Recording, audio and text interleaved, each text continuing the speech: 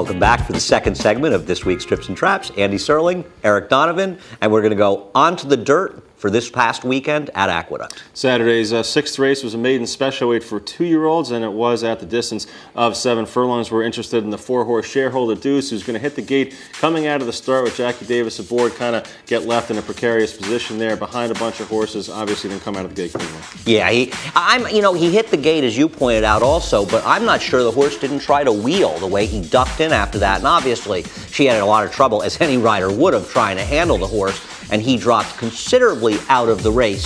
Now, the horse who's in the lead right now is a second-time starter, I believe, for Seth Benzel. Shows enormous speed and runs a very good race at a big price. The horse who's sitting second eventually wins the race. He gets a good trip. Now, Shareholder Duce, there he is, making a big run from the back of the pack to get himself at least into a contending position. And as you'll see, moving through on the inside very shortly, there he is, steadying. So he's made this big run, he's got some momentum going, and gets completely steadied out. Well, all things considered, what's happened to him, he's lost any chance whatsoever. Pretty much, I would agree here. I mean, there's really not going to be much of a finish after this point on.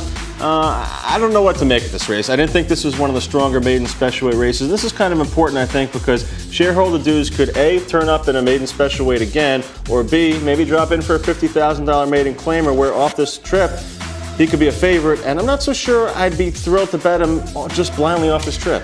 Yeah, I'm not. I hear what you're saying. This was not a super tough maiden special, and I do think he's going to be in for a tag again. He's already run for a tag at least once, if not twice, in his other starts. But I think that his PP will look worse than it is, even with the trouble line. Unless people take the time to watch this, they won't realize this horse had significant trouble. Basically eliminated the start. Now, he has some bad habits, but also eliminated again in the backstretch.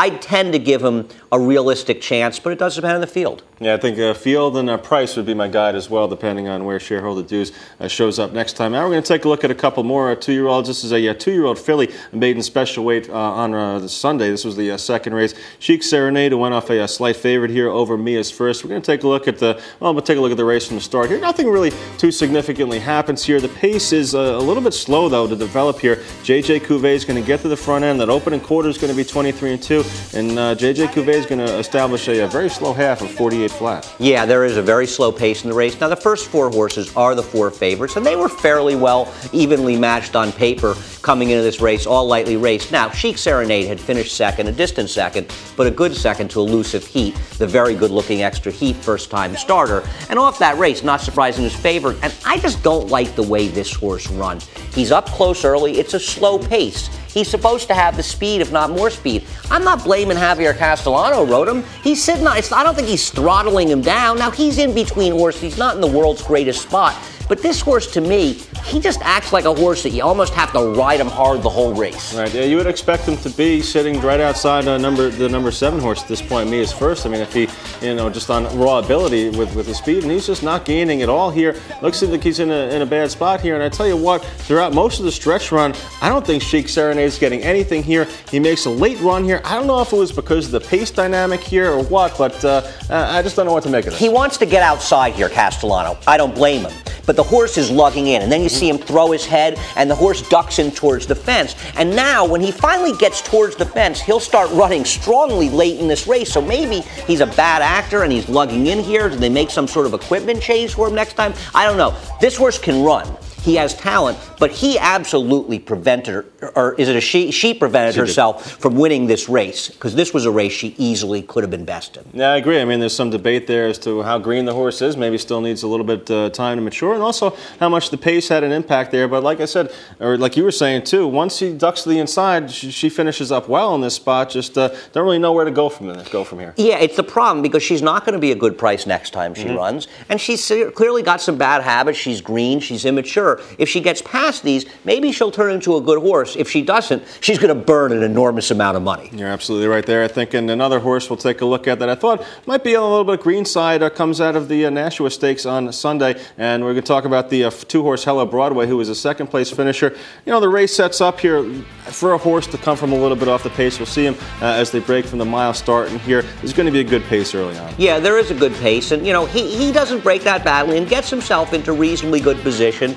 Maybe you could say he was asked to move up a little bit too much early in the race. Because you see here, the eventual winner, Breakwater Edison, sitting 4th or 5th, and the Red Silks on the outside. Hello Broadway behind him. Not a bad spot per se. And at this point, though, he's asked to get up, and he moves up into about 3rd or 4th, while Breakwater Edison sits that comfortable spot on the outside. And I think the dynamic starts to change here a little bit. Don't know how fast the opening quarter was. Well, I know how fast it was 22-4, but I think the second quarter here was where the race kind of changed a little bit. It seemed like there was a little bit more speed used in the second quarter here, and you're seeing a lot of horses giving chase here. 40 Thieves on the outside, and down on the rail, it's Royal Vindication who has the lead, and then that pack of horses in behind.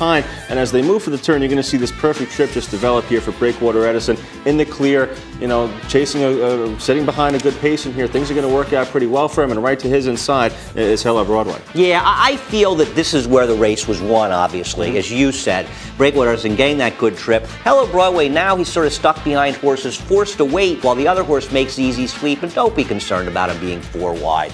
This is as good a trip, really, as it gets. Now, Hello Broadway sitting behind and waiting, but by the time that he sort of gets clear in here, you almost think of that Coach Butts race and Austin Leville we showed earlier. He's now found himself 3 or so lengths behind. The winner, Breakwater Edison, accelerates. He doesn't quite have that jump, but at this point in the clear, he makes a good run from here to finish 2nd. He does, and right inside the 8th pole, he's still beating about 4 or 5 lengths. And I think he's just a little bit green. I think he's a little bit immature at this point too. Barkley Tag said he liked the way he was training into this race better than the Champagne, but it looked like it took him a while to switch leads in the stretch. It looked just like to me a horse that's going to gain from some experience on the farm or wherever he is with Barkley over the winter until you see him reappear again down at Gulfstream. Yeah, I think you're going to see him at Gulfstream. It's interesting. Hello Broadway does not run in this race, and even considering the Champagne, like a horse that came out first time out and ran as well as he did. He seems like an immature horse, so I'm wondering what's happened to him. And this is a horse that may go either way. He might be a horse that's really not that good and was overhyped, or he could be a horse that really puts it together and proves to be a top 3-year-old next year. So what are we supposed to do with that? How do we figure out what he's going to be in his next start? If he comes back in the Remsen, would you be excited to bet him off this race, or would you be I'm still leery of him. It really depends on price. At this point, he feels like a horse that's getting overbet. Now, Breakwater Edison, we know isn't coming back in the Remsen, but he's one that I'm very dubious of. Yeah, get that perfect trip in there, and things didn't work out for him right in the Champagne. You didn't see him throwing a good effort in that race. So he's the kind of horse that I think needs things to break his way a little bit. I agree. He's run well when he's gotten the good trips and not well at all when he hasn't. Anyway, that does it for this segment of Trips and Traps. We appreciate your watching. And once again, that email, tripsandtraps@nairainc.com. Keep them coming, keep watching, and good luck in the windows.